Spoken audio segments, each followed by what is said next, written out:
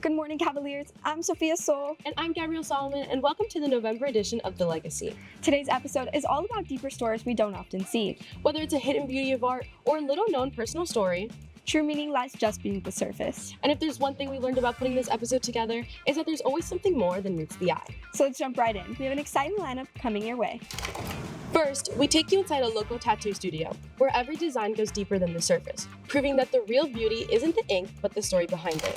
Then we bring you the story of one coach whose outlook on fitness now shapes the young athletes they train beyond physical exercise. Our entertainment segment then takes us to Coconut Grove, where our man on the street uncovers more hidden stories from our community. We end off the episode with a heartfelt story of how a father turned unimaginable loss into an initiative for change. So stay tuned. We've got all this and so much more on The Legacy.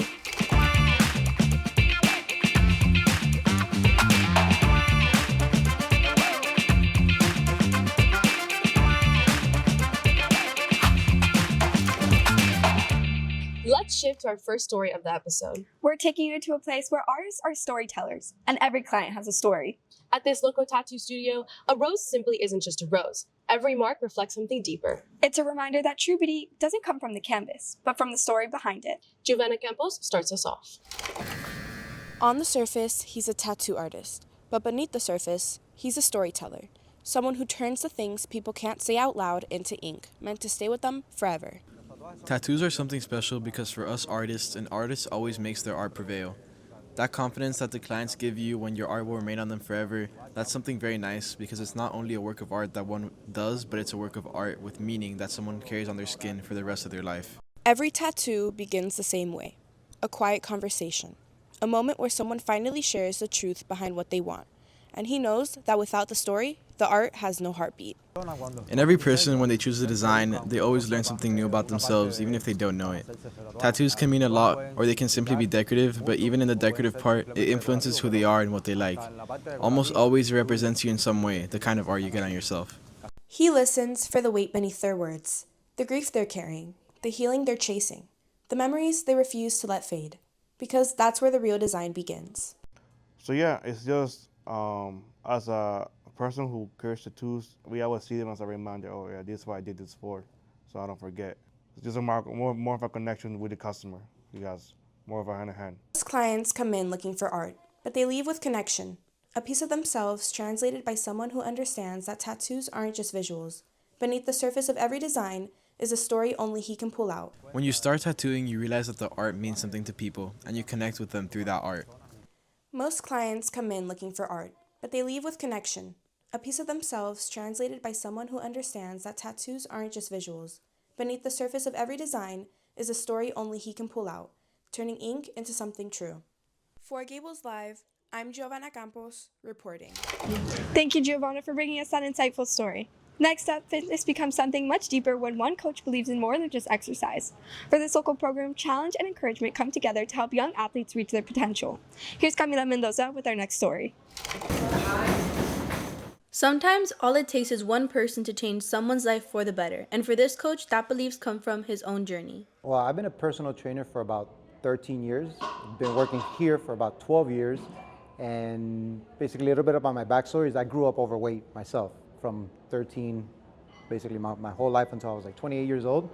So once I lost weight, I became passionate about helping other people. I saw that there was a desperate need in working with kids and weight loss and stuff like that. So through his experience coaching, he's learned the skills necessary to help his clients reach their full potential. Bigger part of it is how to keep them motivated, how to keep them excited to come in, engaging with them to get them to learn new things, get them to want to learn new things, and then remembering that exercise is only 10% of your day. You still have to go out there and put effort on your nutrition and your mindset and stuff like that. Chris's connection with his clients goes beyond the workout. He motivates them, jokes with them, and makes them want to keep up their progress. He's made me make fitness more of a more centered part in my life. So I've done it much more since training with him. He's been really helpful and supportive the entire time. Seeing their progress is what keeps Chris going. It's proof that one coach, one moment, can make a difference that lasts. Definitely proud because, like I said, growing up overweight myself, I went through a lot of the stuff that they're going through, being bullied and ridiculed for my weight and stuff like that, and feeling like an outcast through my whole school career and stuff. So seeing them transform their lives and have come in with, first come in with like low self-esteem, walk out with confidence, it's refreshing to see that. Chris keeps showing up because their progress matters. Proof the power of one can change a child's entire life trajectory. For Gables Live, I'm Camila Mendoza reporting. Thank you, Camila, for bringing us such a heartfelt story. We have more coming up. We'll see you after the break. We see small problems start every day. Trash left on the floor, a faucet left running, an argument that begins with just one word. But with just one push, one small choice becomes another. A mess picked up, water turned off, a conversation healed. Because it only takes one simple action can start real change. Welcome back. Our next segment takes us to Coconut Grove, where our man on the street uncovers the hidden stories and voices that make up our community. Leslie, take it away. Every day we see people laughing and smiling, but a smile isn't the entire story. So today we will be looking beneath the surface and asking, what do you think people are hiding behind their smile? But I don't think they hide anything behind a smile. I think a smile is a beautiful thing.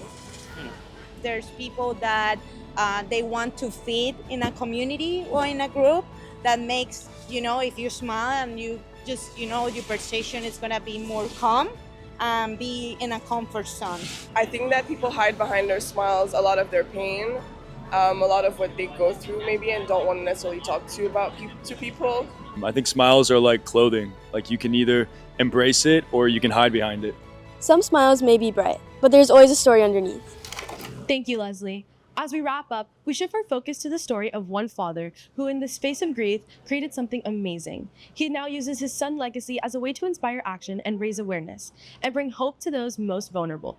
This story reminds us that we don't know what truly goes on in someone's life, but hides behind a smile. Here's Sophia Soul with your next story. Ordinary life has a way of feeling solid, predictable, like each day will look like the one before it. That was true for Oscar Ortiz. My life was perfect. I could ask for nothing else. I married my high school sweetheart. I live in the neighborhood I grew up in. It was perfect until it wasn't. Everything changed in October 2015. What should have been a routine checkup for Oscar's son Sebastian became the moment his rare cancer was discovered. For 14 months, he faced surgeries and treatments with courage no teenager should ever need. On December 29, 2016, he passed away at just 16. We've all had a moment as a parent where we lost our child, even if it's for a minute. Losing him was feeling that with permanence. So I needed to do something. I couldn't live with that. So we started with just honoring him. I got to do something. Out of that need came the beginning of the Sebastian Strong Foundation. There was no roadmap, just a father trying to honor his son in a way that meant something. He literally went to his contacts, which at the time were all of his finance world connections, and he asked them to join the foundation and to join it for free. The more Oscar poured into the foundation, the more he realized there was something else forming around him, something he hadn't anticipated. It's an amazing community. These people have become my family. Finding that community changed Oscar in ways he never expected, something those closest to him watched unfold every step of the way.